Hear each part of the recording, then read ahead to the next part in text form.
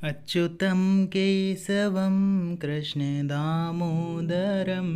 रामनारायणं जानकीवल्लभं।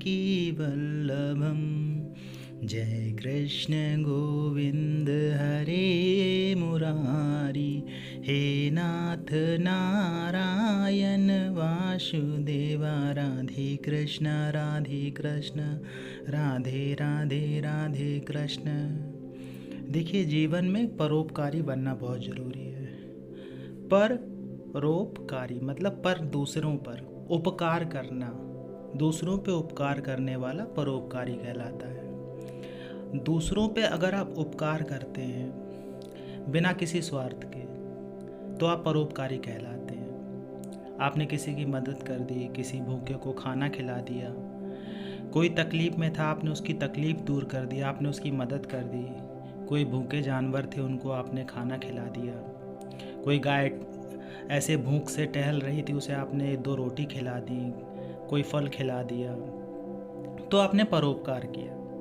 परोपकार करना क्यों ज़रूरी है? देखिए, जब आप जप करते हैं, जब आप पूजा पाठ करते हैं तो सभी की इच्छा रहती है कि हम जप में आगे बढ़ पाएँ, मंत्र से हमें ऊर्जा मिलना शुरू हो जाए, हमारा तपोबल बढ़ना शुरू हो जाए। सबके अंदर ये इच्छा होती है।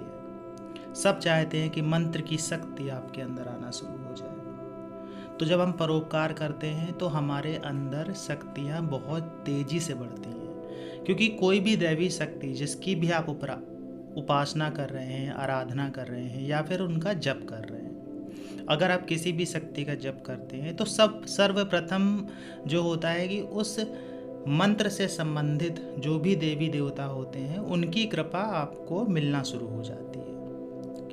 आप उनसे जुड़ना शुरू हो जाते हैं, वो आपसे जुड़ना शुरू हो जाते हैं। आप जो बात कहते हैं या जो आपके मन में आता है वो दैवी शक्ति सुनने लगती है, समझने लगती है।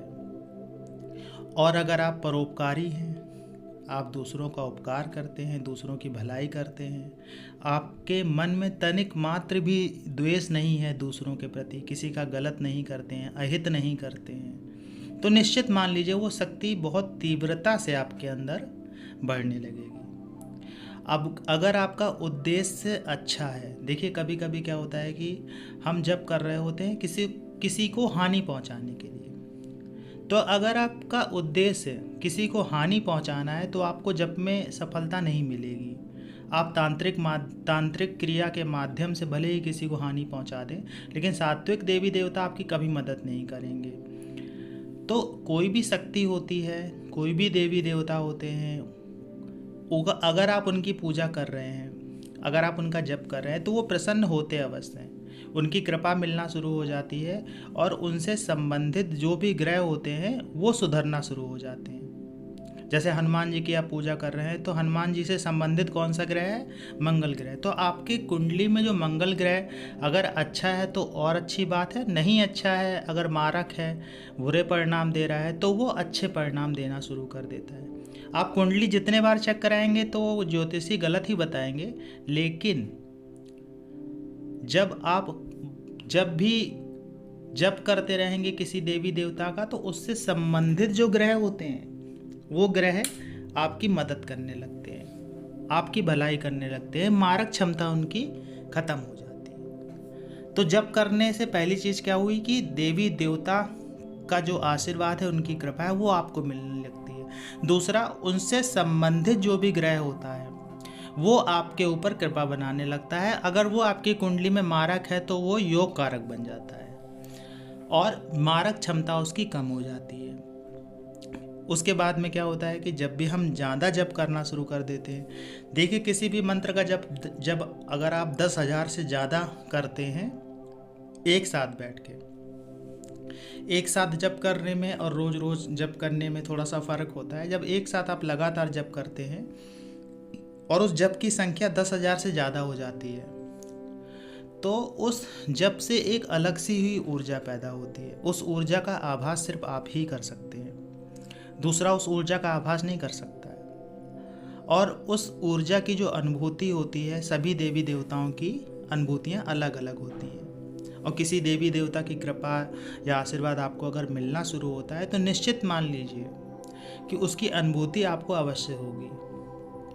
बहुत सारी शक्तियाँ ऐसी हैं जो आपके अंदर छुपे हुए रूप में रहने लगेंगे। जैसे कोई मतलब हिडन पावर होती है ना, उस टाइप की शक्ति आपके अंदर विकसित होने लगेगी। हिडन पावर क्या होती है? हिडन पावर का अर्थ ही होता है अगर आपका कोई अहित करना चाहेगा, आपका कोई बुरा करना चाहेगा, आपके ऊपर कोई क्रिया कराना चाहेगा, तो वो चीज़ें उसके ऊपर उल्टी होना शुरू हो जाएंगी। ये आपको पता नहीं चलेगा, लेकिन आपकी शक्ति के कारण ये सब चीज़ें उसके ऊपर उल्टा होना शुरू हो जाएंगी।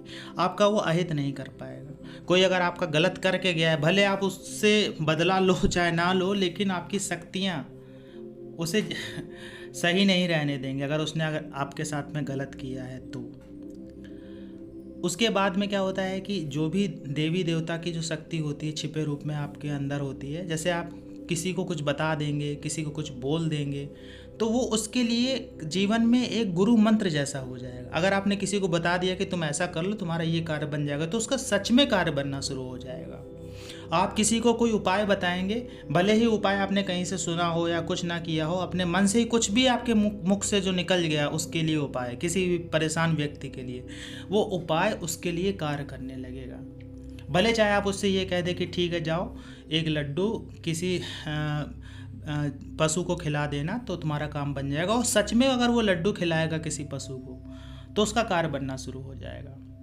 ये अंधविश्वास नहीं है। देखिए, इसको आप दो तरीके से देखेंगे।